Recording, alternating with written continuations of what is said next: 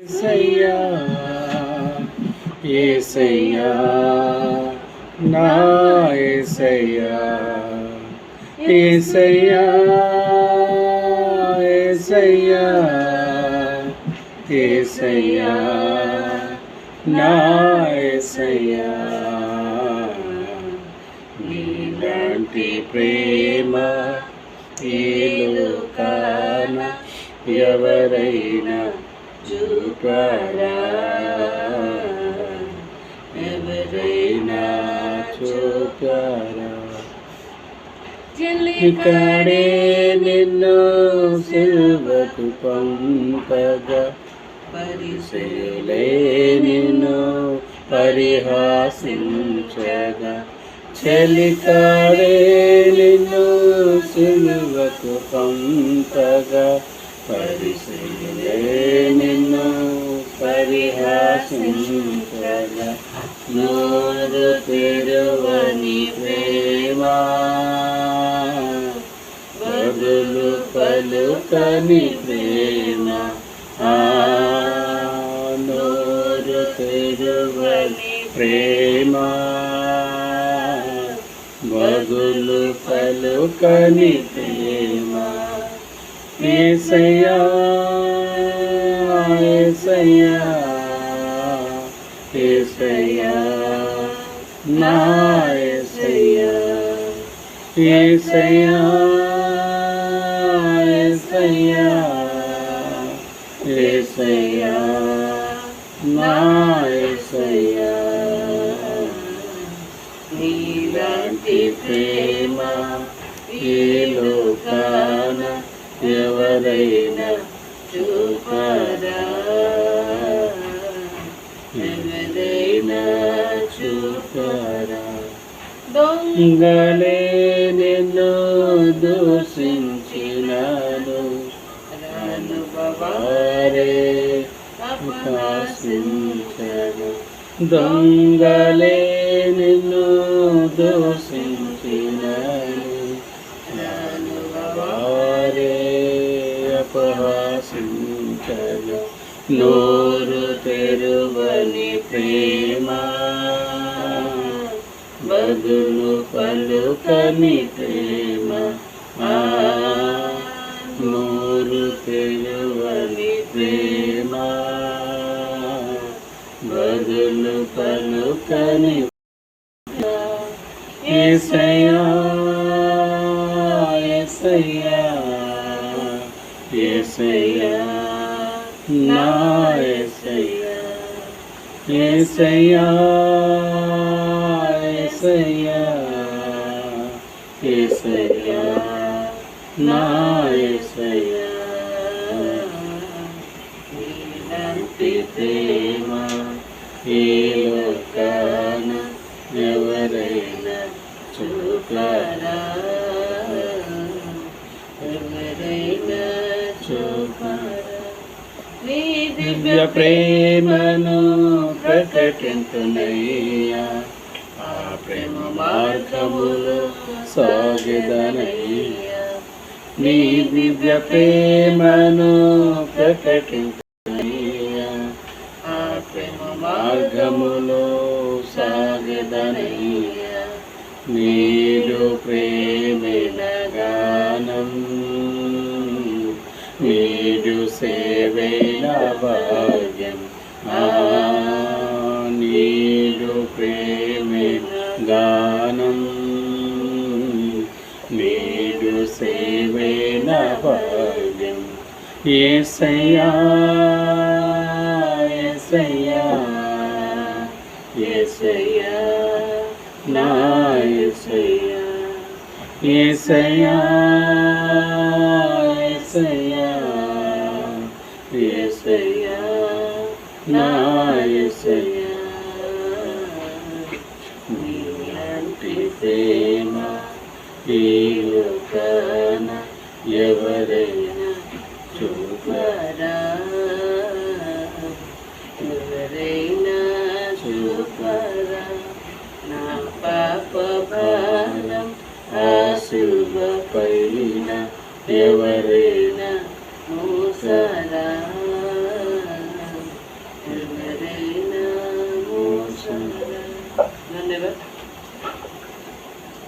ಸತ್ಯ ಮಟ್ಟಿಗೆ ದೇವರ ಸ್ತೋತ್ರ ತಮ್ಮ ಪ್ರಪಂಚದ ಮಹಾನ ತುಂಬ ಬಟ್ಟಿ ଆଉ ଯେତିକି ଭାଇ ଭଉଣୀମାନେ గీత గాన మొత్తం ప్రశంస కొడుతూ ఇలాగే దేవుని మరి ఆరాధించడానికి పాట ద్వారా కీర్తన ద్వారా స్థుతించి ఆరాధించడానికి బట్టి చిన్నతమ్మ గారికి బాతమ్మ గారికి అలాగే రంగస్ గారికి మా అమ్మ గారికి నా హృదయ మరి వందరం చెల్లించుకుంటున్నాను.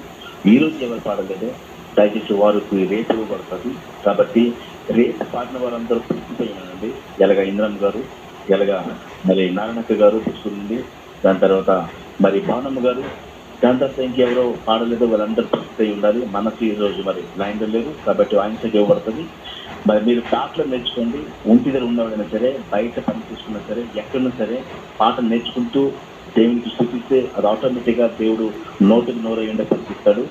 మరి ఈరోజు వచ్చు ఒకవేళ కానీ కాల్లో కానీ వారు కానీ అటెండ్ అయిపోతే వాళ్ళకి మరి ఛాన్స్ ఇవ్వబడుతుంది. ఎందుకంటే ఈరోజు నేను రమేష్ గారు పాడానంటే కాల్లో కొందరు అటెండ్ అవ్వలేదు కాబట్టి పాడాము అంటే పాడడానికి అవకాశం మాకు దొరకపోయింది. సరే మంచిది. మరి సమయం దేని వాక్యం వినే సమయం నిశ్శబ్దంగా ఉండండి. మరి మీ ఫోన్ చూసుకోండి. ఎక్కడ ఫోన్ విడిచిపెట్టి దయచేసి ఎక్కడికి పోతండి.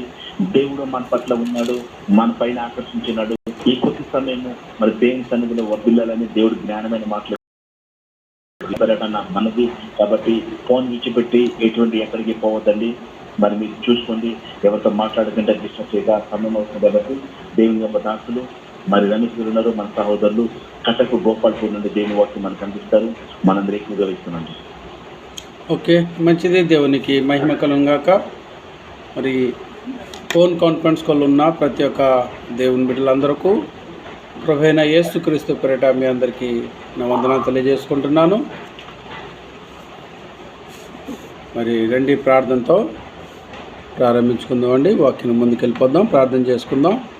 సర్వశక్తుడా, సర్వోన్నతుడా తండ్రి, నీ ఘనమైన, నీ అతి పరిశుద్ధమైన అయ్యా, నీ దివ్య, నీ అతి శ్రేష్టమైన నామమునకు స్తుతి స్తోత్రం చెల్లిస్తున్నాం. మాట తండ్రి, మమ్మల్ని మికిలిగా ప్రేమించి గత దినమంతయు కాచి కాపాడి సురత నుంచి ఎన్నో ఇబ్బందుల నుండి, ఎన్నో కష్టాల నుండి, ఎన్నోనైనా మాకు తెలియని ఆపదల నుండి రక్షించు కాపాడుతూ తండ్రి మరొక దినము మాకు అనుగ్రహించినందుకు తండ్రి నీకు వందనాలు. తండ్రి, మేము ఇంకనూ జీవముగా ఉన్నాము, ఇంకా మేము సజీవులు ఉన్నామంటే అది కేవలము నీ కృప తండ్రి. నీ కృప, నీ కేవలము నీ దయ వలనే మేము బ్రతుకుచున్నాం తండ్రి, నీకు వందనాలు. అయినా ఇదిగో ఉదయకాల సమయంలో మేమంతయు నీ నామములో ఏకీభవించుకున్నటకు నాయనా, ఏకరీతిగా కూడుకున్నటకు నీవిచ్చిన ఈ గొప్ప ధన్యతకే మరొకసారి నీకు కృతజ్ఞతాస్తులు స్తోత్రం చెల్లిస్తున్నాం. ఈ ఫోన్ కాన్ఫరెన్స్ కాల్ ఉన్న ప్రతి ఒక్క నిబిడలందరినీ ఈ హస్తాన్ని సమర్పించుకుంటున్నాం. తండ్రి, మాట్లాడేవాడు తండ్రి నీవు మాట్లాడితే మేము బ్రతుకుతాం. తండ్రి, మాతో మాట్లాడండి, మా జీవితాలు సరిచేయండి. మా జీవితాలు తండ్రి నీకు నచ్చే విధంగా అయ్యా మార్చుకున్నటకు మాకు తగిన జ్ఞానము, బుద్ధిని మాకు దయచేయండి. తగ్గింపును దయచేయండి. వినయతత్వను మాకు దయచేయమని తండ్రి మేము ప్రార్థిస్తున్నాం. తండ్రి, ఏ విషయంలో నీకు మేము అసహ్యకరంగా ఉన్నామో, ఏ విషయంలో నీకు నైనా తండ్రి దూరంగా ఉన్నామో, ఏ విషయంలో మేము నీకు నాయన తండ్రి మరి క్రోధంగా ఉన్నామో తండ్రి, ఆ విషయంలో మమ్మల్ని మేము సరిచేసుకుంటూ నీకు దగ్గరై నీకు ఆనందపరిచే, సంతోషపరిచే అటు ధన్యత మా అందరికీ దయచేయమని ప్రార్థిస్తున్నాం. తండ్రి, వినేవారు మాత్రమే కాక విని నీ వాక్యాన్ని పాటించే నీ బిడ్డలుగా మాకు కృప చూపండి. చెప్పేవారం కాక అయ్యా ముందు క్రియా జీవితంలో చేసి నీ చెప్పింది చేసి ఆ ప్రకారం నా తండ్రి చెప్పేవారుగా అటు కృపను దయచేయమని ప్రార్థిస్తున్నాం. తండ్రి, నీకు వందనాలు. మమ్మల్ని అందరినీ తండ్రి నీ స్థాన్ని సమర్పించుకుంటూ నువ్వు ఇచ్చిన ఈ ధన్యతకే మరొకసారి నీకు కృతజ్ఞతాస్తులు స్తోత్రం చెల్లిస్తూ ఈ ప్రార్థన నీ కుమారుడు మరక్షకుడు ప్రభువైన యేసుక్రీస్తు పేరిట అడిగి వేడుకుంటున్నాము తండ్రి. మంచిది. దేవునికి మహిమ కలుగును గాక. మరి ఉదయకాల సమయంలో మీరు దేవుని పాటల ద్వారా ఆరాధించి ఉన్నారు, దేవుని స్తుతించారు. మరి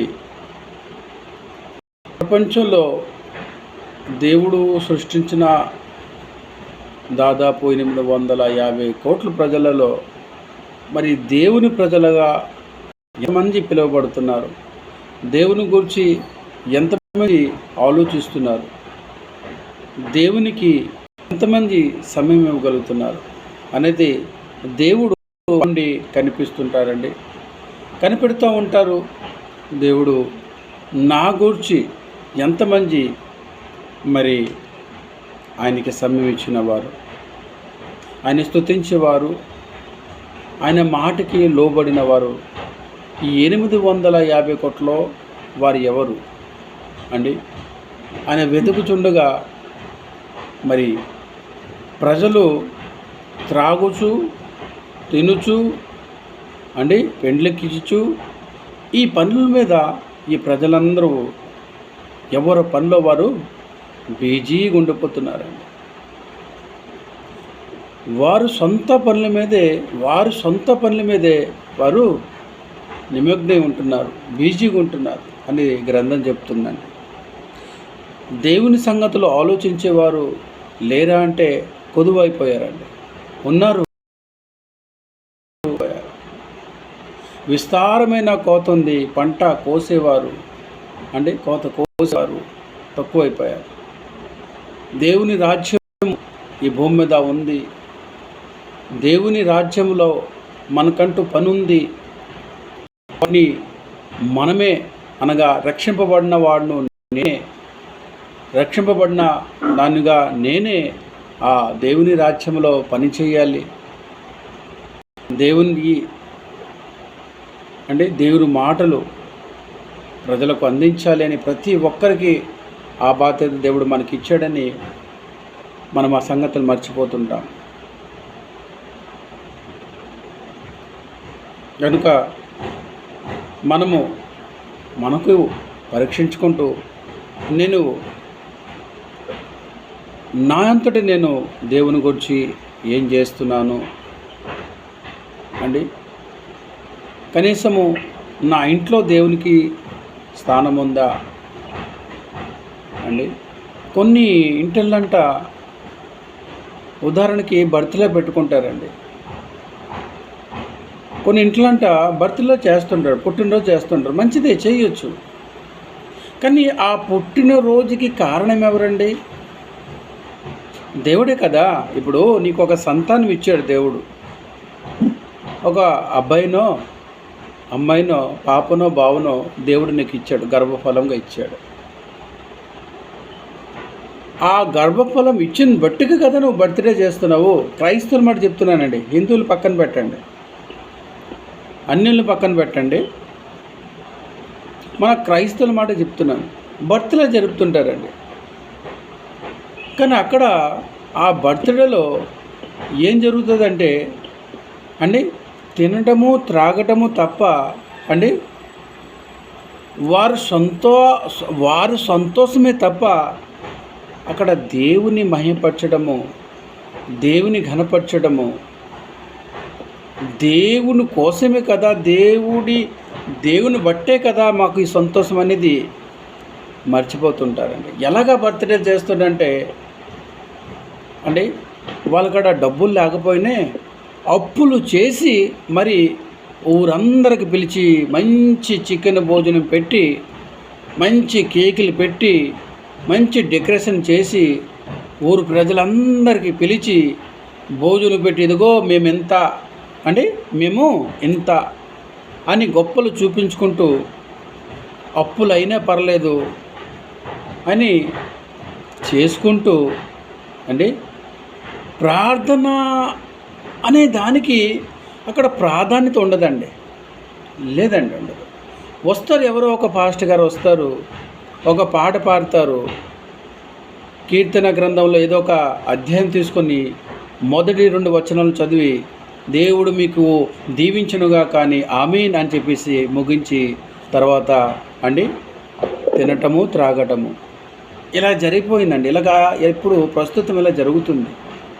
వాక్యం ఉండదండి.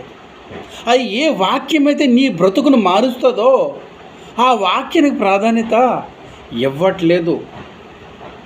ఏ వాక్యం అయితే మన బ్రతుకులు మారుస్తుందో, ఏ వాక్యం చేత మనం బ్రతుకుతామో, ఏ వాక్యం చేతే మన దేవుని రాజ్యంలో స్థిరంగా ఉంటామో, ఏ వాక్యం అయితే మనం దేవుని మార్గంలో నడిపిస్తుందో, ఏ వాక్యం అయితే మన బ్రతుకులు మనం ఎలాగ ఉన్నామో ఈ భూమి మీద, దేవునికి అనుకూలంగా ఉన్నామా, లోకానికి అనుకూలంగా ఉన్నామా, ఇవన్నీ తెలియజేసేది దేవుని వాక్యమే కదా. కానీ దేవుని వాక్యానికి ఈ సమాజము సమయము ఇవ్వట్లేదండి. 5 నిమిషాలు నేను ఒక బర్త్డేకి వెళ్ళానండి. 5 నిమిషాల వాక్యం అంటే 5 నిమిషాలు బర్త్డేకి వెళ్ళాను.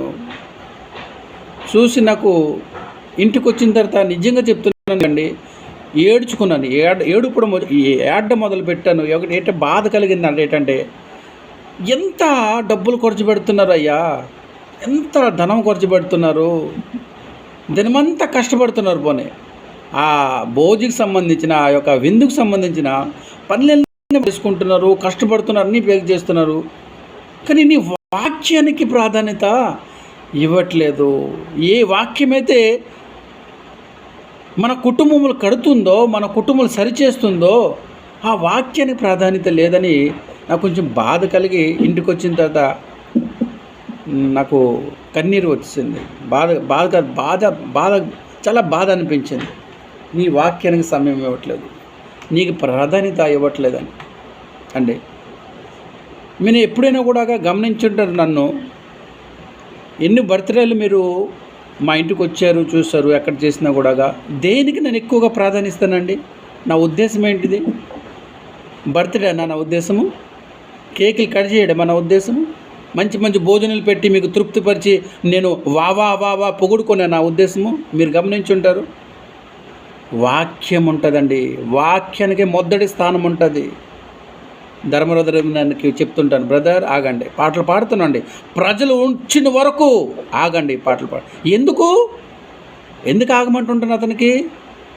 ఎందుకు పాటలు కంటిన్యూ చేయమంటుంటాను? ఇంకా ప్రజలు రావాలి. మనం దేనికోసమైతే ఈ ఆయుధం చేసామో, ఈ యొక్క ప్రారంభం చేసాం బర్త్డే, కారణం ఏంటంటే దేవుడి మాటలు ప్రజలకు వినిపించాలి. అదే కారణం అండి, ముఖ్యం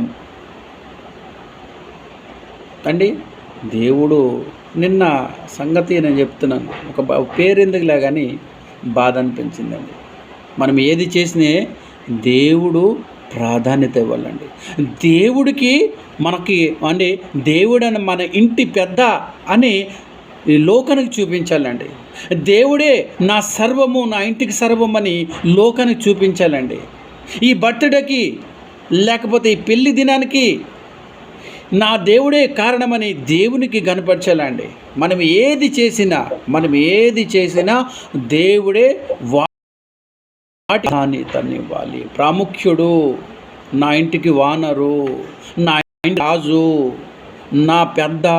నా ఇంటికి పెద్ద దిక్కు నా దేవుడే. ఆయనని బట్టే నేను ఈ ఘనకార్యం చేయగలుగుతున్నాను, కనుక ఆయనకే మహిమ ఘనత చెల్లాలి అని ప్రతి ఒక్కరము, మనం క్రైస్తవులమైన ప్రతి ఒక్కరము అలాంటి మనోభావం కలిగి ఉండాలి, అలాంటి మనస్తత్వం కలిగి ఉండాలండి. నాకు నచ్చే ఉపవాసమును చేయట్లేదని దేవుడు పదే సార్లు యెషయా గ్రంథము 58వ అధ్యాయంలో చెప్తుంటారు. తన హృదయంలో ఉన్న మాట ఏంటంటే తెలుసా? మీరు తినటము విషయంలో బాగుంటున్నారు, త్రాగటం విషయంలో బాగుంటున్నారు, తిరగటం విషయంలో బాగుంటున్నారు, ఓకే మంచిది. మరి నాకు నచ్చే ఉపవాసం మీరు చేయట్లేదే, నాకు నచ్చే ప్రార్థన మీరు చేయట్లేదే. దేవుడు గుండెల్లో ఉన్న బాధని తన బిడ్డలకు తెలియజేస్తున్నాడు. ఆ బాధని ఎవరు? ఒక తండ్రి తన కుమారులకు, తన బిడ్డలకే తెలియజేస్తాడండి. తను ఎంత బాధపడుతున్నాడో పిల్లల విషయంలో అనేది అండి. పిల్లలకి బాగా చదివించి వాళ్ళకు ప్రయోజనాలు చేయడానికి తల్లిదండ్రులు ఎంతో కష్టపడుతుంటారు. వారు కొంచెం ఇటు అయినప్పుడు మొట్టమొదటిగా బాధపడేది తండ్రి. ఎందుకంటే తల్లి కూడా బాధపడుతుందండి. కానీ తండ్రి ఎన్నో అండి రెయ్య పగలు కష్టపడుతుంటాడు. దేనికోసము? నా పిల్లలు చక్కగా చదువుకొని మంచి స్థాయిలో ఉండాలి, ఆ మంచి స్థాయిలో కాక చెడిపోయిన స్థాయిలో ఉన్నప్పుడు బాధ అనిపించదా? బాధ అనిపిస్తుంది. మాట వినకపోయినప్పుడు బాధ అనిపించదా? బాధ అనిపిస్తుంది. దేవుడు ఆ ఉపవాస ప్రార్థనలో కూడా అదే తెలియజేస్తున్నాడు. మీరు ఉపవాసాలు చేస్తున్నారే కానీ ఉపవాస ప్రేరితులతో మీరు గుద్దులాడుకుంటున్నారు, గొడవలు ఆడుకుంటున్నారు. నీవెంత, నేనెంత, ఇదిగో నా స్థాయి ఇది, చూసావా 100 మంది భోజనం పెట్టాను చికెన్తో, ఏమనుకుంటున్నావు? నా స్థాయి ఇది. ఆ 100 మంది భోజనాలు పెట్టావు, ఓకే. ఆ 100 మంది భోజనాలు పెట్టినకి వచ్చే లాభం ఏంటి? పొగిడింప. ఆ పొగిడింపు ఎందుకండి? అందుకు యేసు ప్రభు మత్తయి సువార్త 6వ అధ్యాయంలో మరి 17-18 వచనంలో అదే ఉపవాసం గురించి మాట్లాడతారు. మీరు ఉపవాసం ప్రార్థన చేయనప్పుడు వేషధారల వల్ల ఉండకండి. వేషధారలు అంటే ఏంటిది? ప్రజలు చూసి మాకు మెచ్చుకోవాలి, చేసిందంతా వారు చూడాలి, మాకు వావా చెప్పాలి, అలాంటి పనులు చేయకండి అని మత్తయి సువార్త 6వ అధ్యాయము 17-18 వచనంలో యేసు ప్రభు అంటారు. వద్దు, అలాంటి చేయకండి. మీరు మీ తండ్రికి నచ్చే పనులు చేయండి. ఏం చేయండి? రహస్యంగా ఉంటున్న తండ్రి మీరు ఏం చేస్తున్నారో ఆయన పైన చూస్తున్నాడు కనుక ఆయనకు నచ్చే పనులు చేయండి. మీరు గదిలోకి వెళ్ళి రహస్యం ఉంటున్న మీ తండ్రికి మీ మీ హృదయంలో ఉన్న అంత ఎంతో పక్కన పెట్టండి, ఆయన వింటాడు. కానీ ఈ లోక ప్రజలు ఎలా ఉన్నారంటే తినుతూ త్రాగుచు మనం ఎలాగున్నాం? తినుతూ త్రాగుచు ఎవరు పిల్లల మీద వారి బిజీగా ఉన్నాం మనమంతా. మీరు ప్రార్థన చేయనప్పుడు ఏం చేయాలి? రహస్యం ఉందన్న మీ తండ్రి గదిలోనికి వెళ్ళి, మీరు గదిలోనికి వెళ్ళి చూస్తున్నాడు కదా మీ ప్రార్థన, ఆయనకి ప్రార్థించండి. సమాజానికి చెప్పే అవసరము లేదు, నువ్వేం చేస్తున్నావు అనేది చెప్పే అవసరం లేదు అని యేసు ప్రభు అక్కడ చెప్పడము. యెషయా గ్రంథము 58వ అధ్యాయము మరి 1 నుంచి అలా చూసుకుంటూ వస్తే తండ్రి అయిన దేవుడు యెషయా ద్వారా కొన్ని మాటలు చెప్తున్నారు. ఏంటిది? ఎలాంటి ఉపవాసము నాకు ఇష్టమని చెప్తున్నాయి. యెషయా గ్రంథము 58వ అధ్యాయము 6వ వచనం ఏమంటున్నారు? మరొకసారి చదువుదాం. ధర్మరాజు చదువుతారు. యెషయా గ్రంథము 58వ అధ్యాయము 6వ వచనం.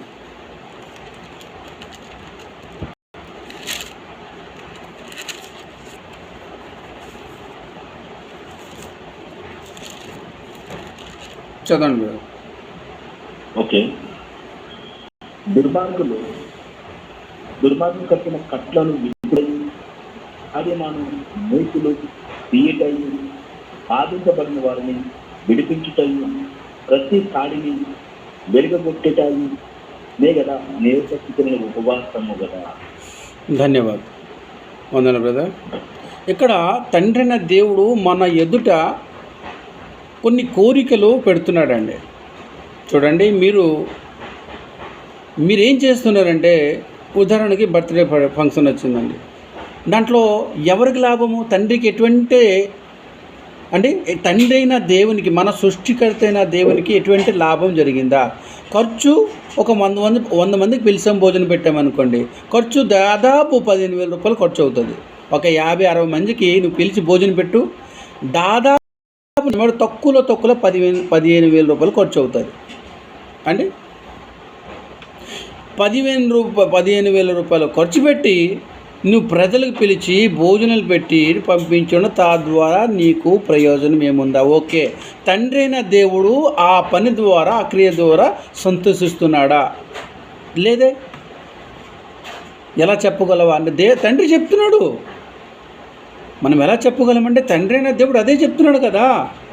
మీ మీద, మీ సొంత వ్యాపారం విషయాల్లో మీరు వెళ్ళిపోతున్నారు, కానీ నాకు నచ్చే ఉపవాసం ఏది, నాకు నచ్చే ప్రార్థన ఉపవాసం ఏది అని అడుగుతూ ఆయన గుండెల్లో ఉన్న బాధను, మనం చేసే క్రియలు చెడ్డవి కనుక అది సహించలేక మనకు నచ్చేటట్టు మనం చేసుకోవడం ద్వారా దేవుడు చూసి తన బాధను మనకు తెలియజేస్తున్నాడు. మీరు చేస్తున్నది నాకు నచ్చట్లేదు నాన్న, నాకు నచ్చే ఉపవాసం మరి చేస్తారా? నేను చెప్తాను, కొన్ని చెప్తాను, చేస్తారా? అని దేవుడు మనతో ఒక తండ్రిగా తన బాధను తెలియజేస్తున్నాడు. ఆలకించండి నా బిడ్డలారా. దుర్మార్గులు కట్టిన కట్లను విప్పండి. అది ఎలాగా? నువ్వు 15,000 రూపాయలు ఖర్చు పెట్టావు. నువ్వు శరీరానికి ఇప్పుడు తింటే రేపు ఉండదు నీ కడుపులో. అలాంటి భోజనం, ఈ చెడిపోయిన భోజనం నీ సొంత పొగుడుపు కోసము భోజనం పెడుతూ పెట్టావు. ఇప్పుడు తింటారు, రేపు మర్చిపోతారండి. అలాంటి ఆహారం కొరకు ప్రయాసపడుతుంటారండి చాలామంది. రకరకాల భోజనాలు పెడుతున్నారు, రకరకాల వంటలు. కానీ దేవుని వాక్యము మాట్లాడకండి. ఎవరో మాట్లాడుతున్నారు, మాట్లాడకండి తల్లి, నిశ్శబ్దంగా ఉండండి. కొన్ని మాటలు మన దేవుని మాటలు విందాం. ఈ విలువైన సంగతులు దేవుడు మనతో ఎందుకు మాట్లాడుతున్నాడో తెలుసా? మన జీవితాలు బహుశా దేవునికి అసహ్యకరంగా ఉన్నాయేమో, మన పనులు దేవునికి నచ్చట్లేదేమో. కానీ మంచి దేవుడు అండి, మన మంచి దేవుడు, మన చాలా మంచి తండ్రి మనకు దొరికాడు. మన భాగ్యం ఇది. మనకి సరిచేయడానికి తన గొంతు విప్పి తన గుండెని చీల్చి మనతో తన లోనున్న మాటలు, తన హృదయంలో ఉన్న మాటలు మనతో పంచుకుంటున్నాడు. మంచి తండ్రి మన తండ్రి. ఈ లోకంలో, ప్రపంచంలో అండి, నీ బంధువుల కన్నా, స్నేహితుల కన్నా, నీ సొంత భార్య కన్నా, నీ సొంత భర్త కన్నా, నీ సొంత తండ్రి, నాన్న, తల్లి, తండ్రుల కన్నా మన దేవుడు అతి శ్రేష్ఠుడు, అతి శ్రేష్ఠుడు. ఆయనకు మించిన వారి ప్రపంచంలో నీకు దొరకరు. నువ్వు అనుకుంటున్నావా నీ భర్త నీ సమస్తమని? తప్పు. నువ్వు అనుకుంటున్నావా నా నాన్న ఉంటుండే నాకేం భయం లేదని? తప్పు. నువ్వు అనుకుంటున్నావా నా తల్లి ఉంటే నాకేం భయం లేదని? తప్పు. నువ్వు అనుకుంటున్నావా ఇదిగో నా వాళ్ళు, నా బంధువులు, నాకు కావాల్సిన వారు చాలామంది ఉన్నారు, నాకు ఎటువంటి లోటు ఉండదు అనుకుంటున్నావా? తప్పు అండి, తప్పు. వారు ఈ రోజు తప్పిపోతారు, విడిచిపెడతారు నీ చెయ్య. కానీ ఆ తండ్రి దేవుడు ఒక్కసారి నీ చేయి పడితే అండి విడిచిపెడడు. నీ తల్లి కన్నా, నీ భర్త కన్నా, సమస్తములో ఉన్న అందరికన్నా ఎక్కువగా నేను ప్రేమించి మన సృష్టికర్తైన యెహోవా మన తండ్రి. ఆయన ఏమంటున్నాడంటే, నాన్న పిల్లలారా, ఇదిగో దుర్మార్గులు వచ్చి బిడ్డలకు ఈ లోకం అనే ఆశలతో కట్టి ఉన్నారు. నాన్న మీరు వెళ్ళి విరగొట్టండి, చెప్పండి ఈ మీరు చేస్తున్నారు ఎందుకు? ఈ దుర్మార్గులు కట్టిన కట్లు ఏంటంటే, మనం తిందాం రండి, త్రాగుదాం రండి, మంచి బట్టలు వస్త్రాలు వేసుకుందాం రండి. ఇది ఎందుకు నాన్న? ఎందుకు ఇది దేనికి పనికొచ్చేది? ఓకే చేస్తున్నారు, మంచిది. కానీ దేవుని వాక్యాన్ని వినిపిస్తే ఎంత చక్కగా ఉండేదండి. అప్పుడు ఏమవుతుందండి, దేవుని వాక్యం చక్కటైన దేవుని బలమైన మంచి వాక్యాలు వినిపించినప్పుడు అప్పుడు ఆ దుర్మార్గులు కట్టిన ఆ కట్లను వాక్యం ద్వారా మనం తెంపేవారంగా అవుతామండి. అండి, లోక ఆశలనే కట్లను కట్టి ఉన్నాడు. త్రిందుమా త్రాగుదుమా అనే కట్లతో కట్టి ఉన్నాడు క్రైస్తవులని. ఆ కట్లని మనం విరగొట్టాలి వాక్యము చేత, దేవుని వాక్యము చేత.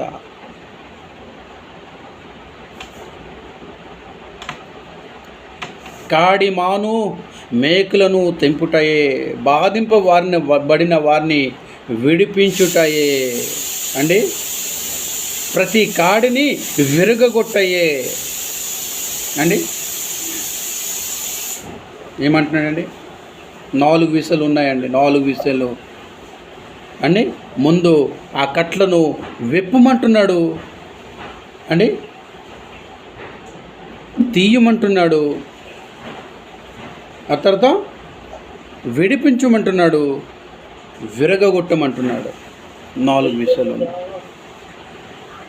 ఇజ్రాయిలు ఆ సమయంలో ఐగుప్తు యొక్క బానిసత్వం నుంచి దేవుడు మోషేని పంపించి తన వాక్యం ద్వారా విడిపించాడండి. ఇదిగో యెహోవా నిన్ను ఎవరు అంటే అడిగినప్పుడు నేను ఉన్నవాడను అనువాడను. వాక్య చేత వారిని విడిపించి ఆ బంధకం నుంచి విడిపించాడండి దేవుడు. బానిసత్వం అనే బంధకం నుంచి ఐగుప్తు నుండి ఆ ఇజ్రాయెల్ ప్రజలను విడిపించాడు ఆ దినములో దేవుడు. వారికి ఆరాధించడానికి వీల్లేదు ఆ సమయంలో, కానీ ఆ ఐగుప్తు చెర నుండి విడిపించాడు దేవుడు. ఇప్పుడు ఈ సమయంలో మనము క్రైస్తవులుగా ఒకప్పుడు చీకటిలో ఉన్నప్పుడు, ఆ దుర్మార్గుడు మనల్ని కట్టి వేసినప్పుడు ఎవరు తెంపారండి? యేసు క్రీస్తు ఈ భూమి మీద వచ్చి ఆ కాడులను, ఆ బంధకాలను తెంపి విరగొట్టి మనకు తన రాజ్యంలో స్వాధీనులుగా, స్వతంత్రులుగా మనకి ఉంచాడండి. ఇప్పుడు మనం స్వతంత్రులము, ఆ బంధకములో లేము. ఎవరైతే ఆ బంధకంలో ఉన్నారో, మన బంధువులు కానీ, మన స్నేహితులు కానీ, మనకు తెలిసిన వారు కానీ, ఎవరైనా కూడా వారి కొరకు వారిని గురించి మనం ప్రార్థన చేసుకుంటూ, వారికి వాక్యం చెప్తూ, సువార్త చెప్తూ ఆ బంధకం నుంచి వారిని కూడా విడిపించుటకు మనము ప్రయాసపడాలి.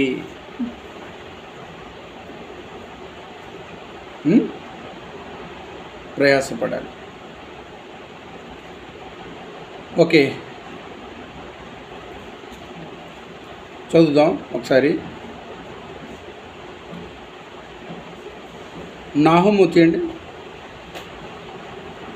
1:13.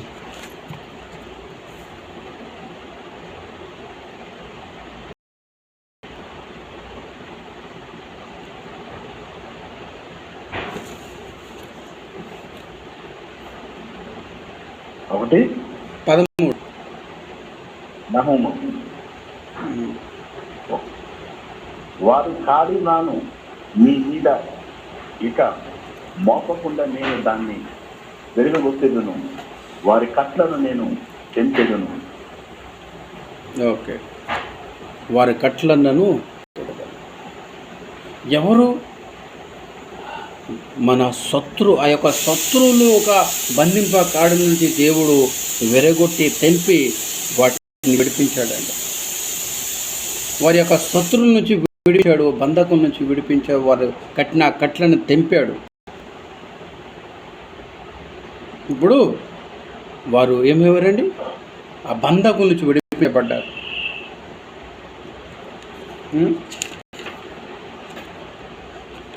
ఓకే, నిర్గమకాండము 3వ అధ్యాయము 8వ వచనం ఒకసారి చదువుకుందాం. 3వ అధ్యాయము 8వ వచనం.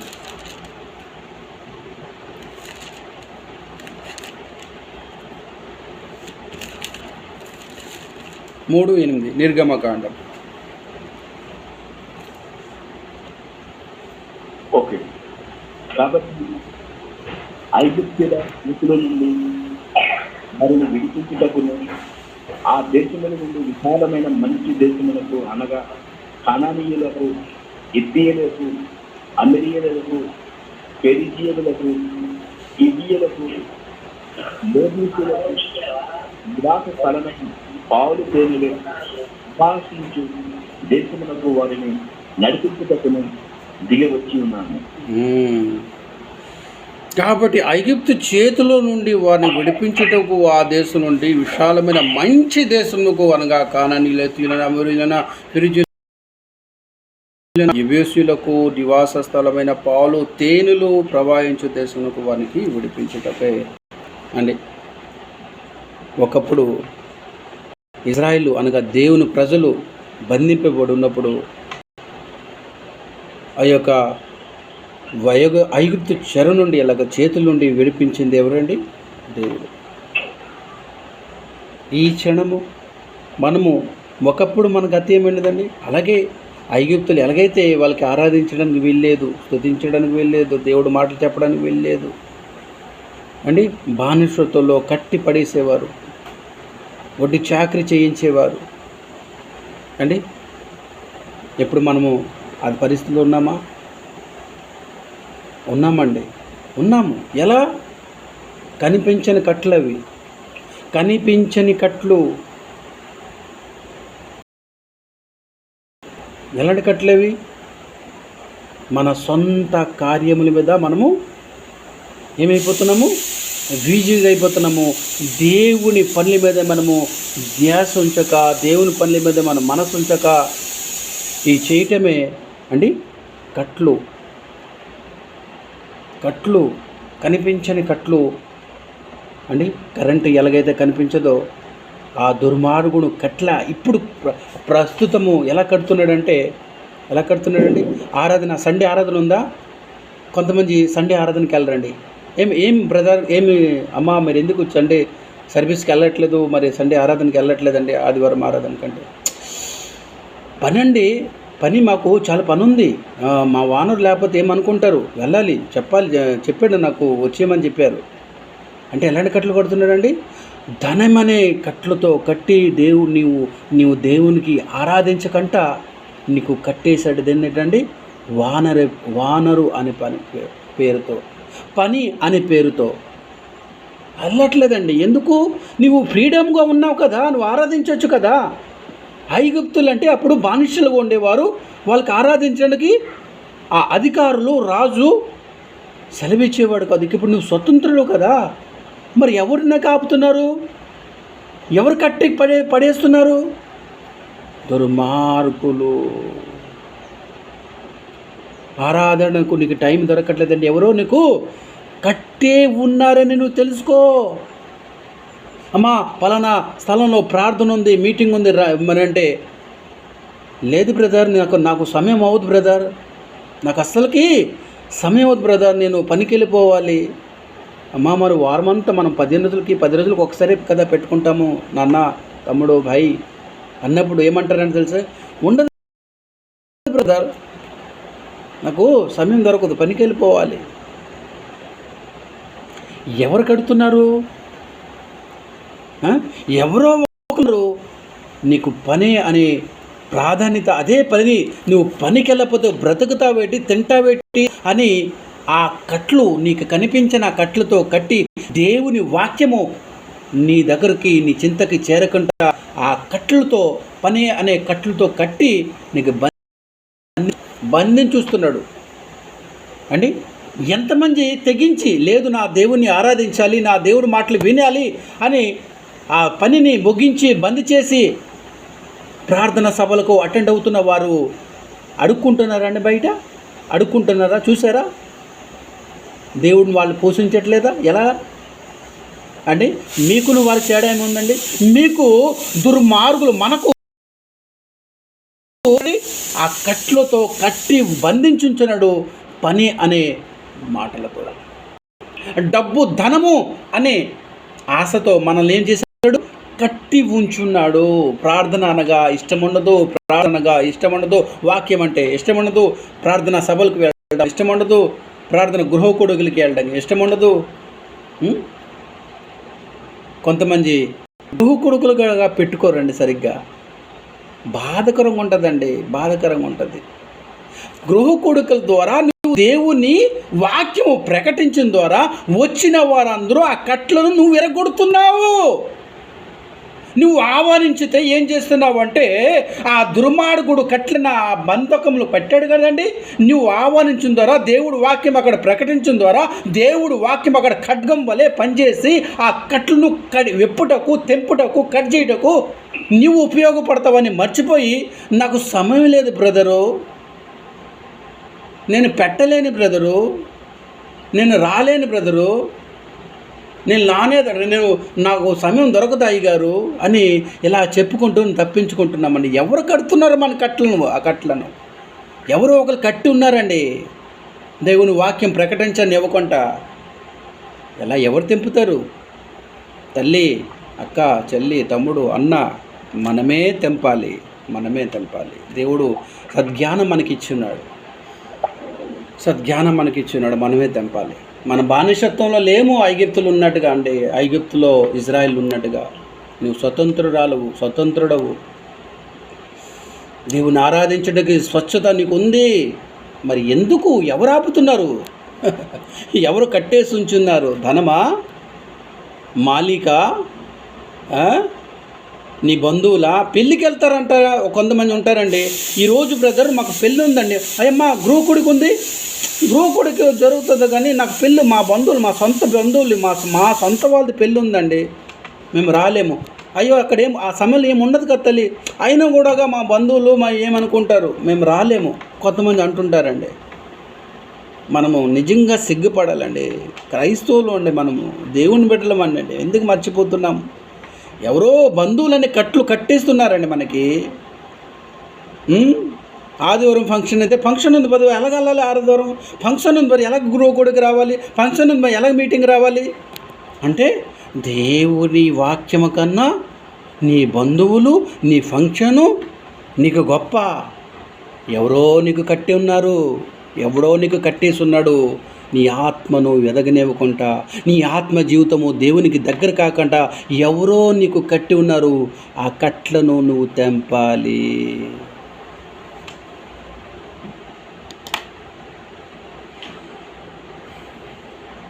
ఓకే, 2 సామ్యాలు 22వ అధ్యాయము 49వ వచనం చదువుకుందాం. 2 సామ్యాలు 22వ అధ్యాయము 49వ వచనం.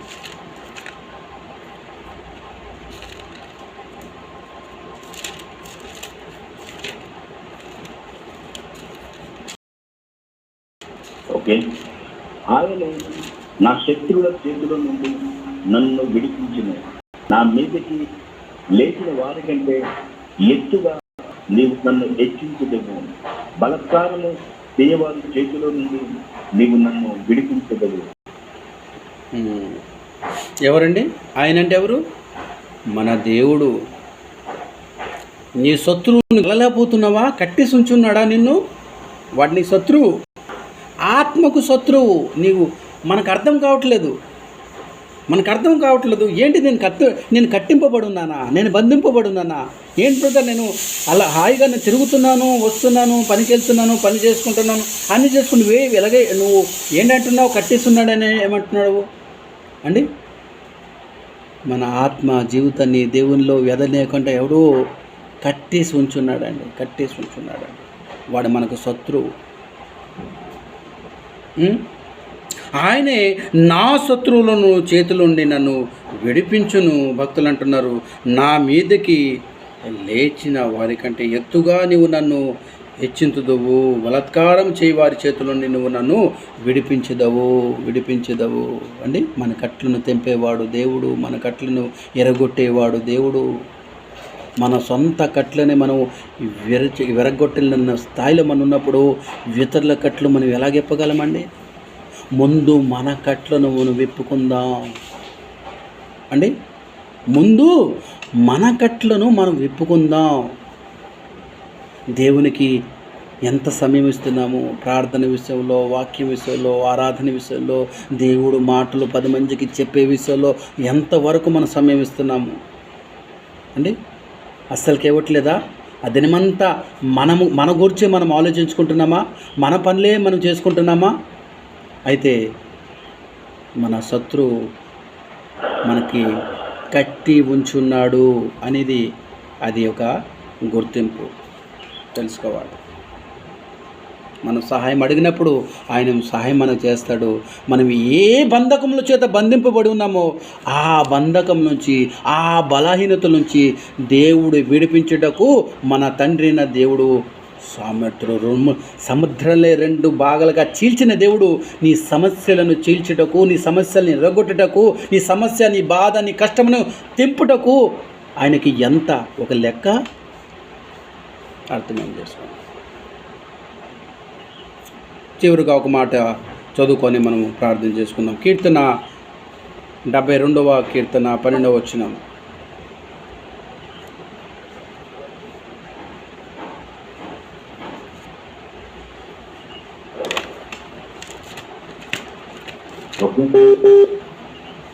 తర్షీషు రాజులు, దీపముల రాజులు,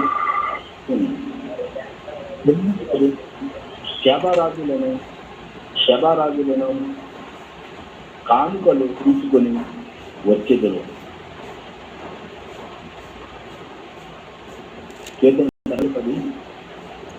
12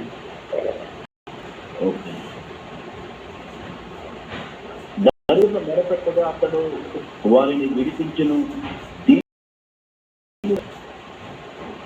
నిరాధకులను అతడు విడిపించును, నిరపరాధులందు అతడు కనుగొంటుంది. ఓకే, ధన్యవాదాలు. అక్కడ ఏం రాయబడంతో ఇదే, దారిద్రులు మొరపెట్టగా అతడు వారిని విడిపించును విడిపించును విడిపించును. అర్థమవుతుంది? విడిపించును. మనము దేని చేత బంధింపబడి ఉన్నామో మనం మొరపెట్టాలండి. ఏదో ఒకటి మనకు కట్టేస్తుంది, అప్పుడు ఏం చేయాలి? మనము మొర, నా తండ్రి ఈ విషయంలో నేను బంధింపబడి ఉన్నాను తండ్రి, నీకు ఎక్కువగా సమయం ఇవ్వలేకపోతున్నాను నాన్న, నేను బంధింపబడి ఉన్నాను నా పన్ను విషయంలో, నేను బంధింపబడి ఉన్నాను, నేను నా బంధువుల విషయంలో నేను బంధింపబడి ఉన్నాను, నా సొంత కార్యముల విషయంలో తండ్రి నాకు ఈ విషయంలో సహాయం చేయవా. మొర పెట్టినప్పుడు ఆయన ఆలకించును, నీ మొర ఆలకించును, నీకు సహాయం చేయను. మనకు సహాయం చేయుటకు మన తండ్రి మన మొర ఆలకించును. ఏ కట్ల చేత బంధింపబడనమో మనకు మనమే పరీక్షించుకోవాలి.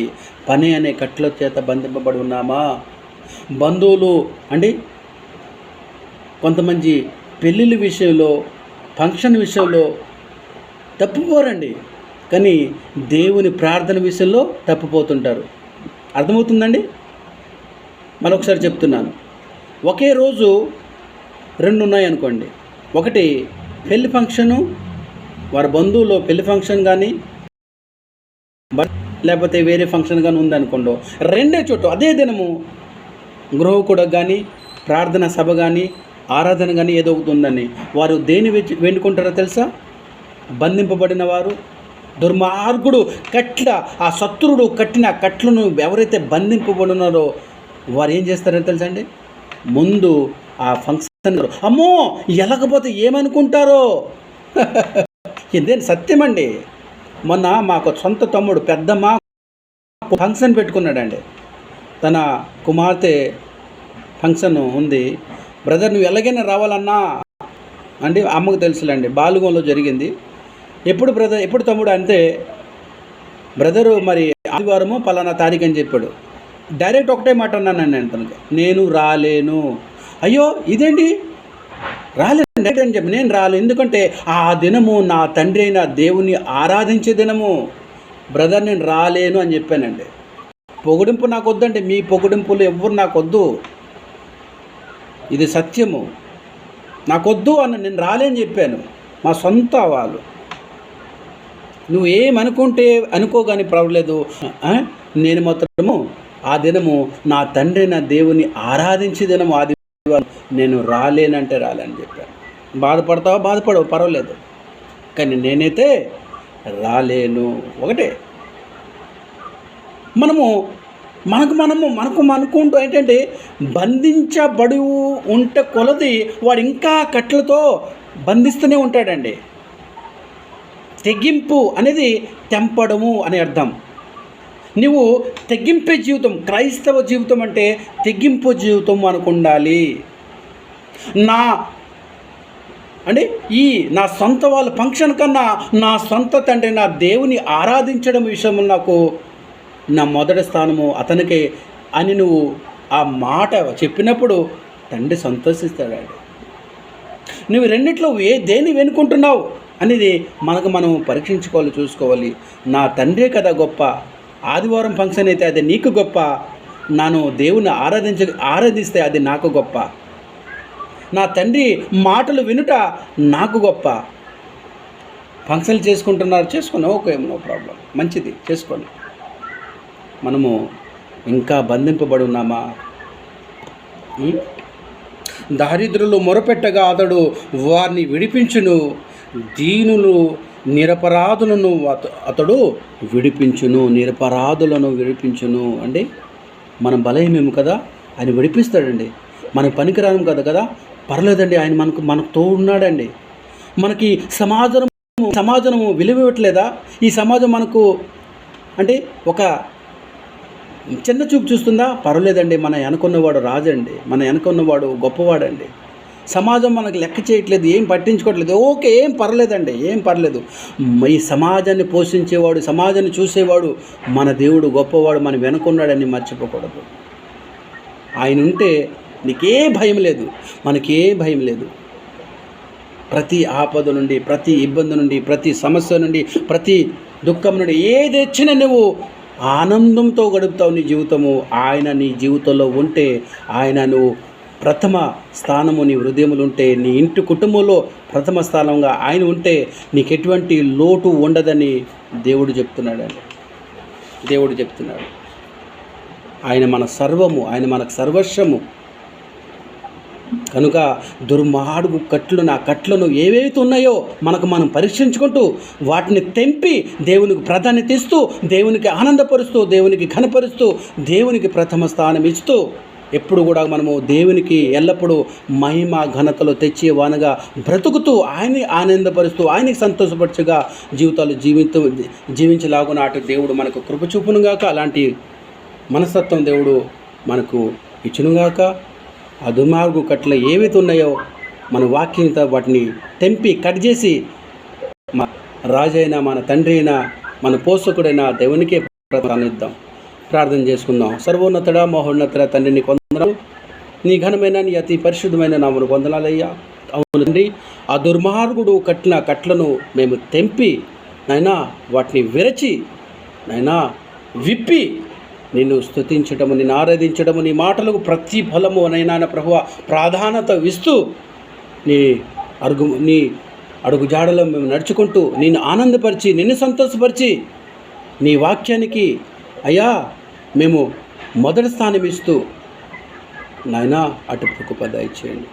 ఒకవైపు ఫంక్షన్, ఒకవైపు నీ ఆరాధన ఉంచినప్పుడు మేము దేన్ని వెనుకుంటున్నాము అనేది మాకు మేము ప్రశ్న అడిగినప్పుడు తండ్రి మేము నాయనా ఎలాంటి వారం అనేది అక్కడ నీ దృష్టిలో మేము పడతాము. కనుక నా తండ్రి మొదటి స్థానం నీకు ఇచ్చి అటు మా భాగ్యం అందరికీ దయచేయమని ప్రార్థిస్తూ, తెలుసో తెలియక మేము చేసిన పొరపాట్లు క్షమించమని ప్రార్థిస్తూ, ఇక నుండి నాయనా నీకే ప్రథమ స్థానం ఇస్తూ బ్రతుకుతామని నాయనా ప్రభ మాటిస్తూ జీవిస్తామని నమ్ముచు తండ్రి. బలహీనులు కనుక ప్రభ ఏ విషయంలో మేము జారిపోకుండా, తండ్రి పడిపోకుండా తండ్రి మమ్మల్ని కాచి కాపాడి రక్షించి నీ అడుగుజాడలు అనేక నీ విలువైన సంగతులు మాతో మాట్లాడి మాకు బలపరుస్తున్నందుకు మరొకసారి నీకు కృతజ్ఞతాస్తులు స్తోత్రం చెల్లిస్తూ, నీ వాక్యము మా హృదయంలో ఫలించి ఆయన ఆ ప్రకారం మేము జీవించినట్టు సహాయం అనుగ్రహించమని ప్రార్థిస్తూ, సమస్త ఘనత మహిమ నీ నామమునకు అర్పిస్తూ ఈ ప్రార్థన నీ ప్రియ కుమారుడు మా రక్షకుడు ప్రభువైన యేసుక్రీస్తు పేరిట అడిగి వేడుకొంచున్నాము తండ్రి. అందరికి వందనాలండి, అందరికి వందనాలు.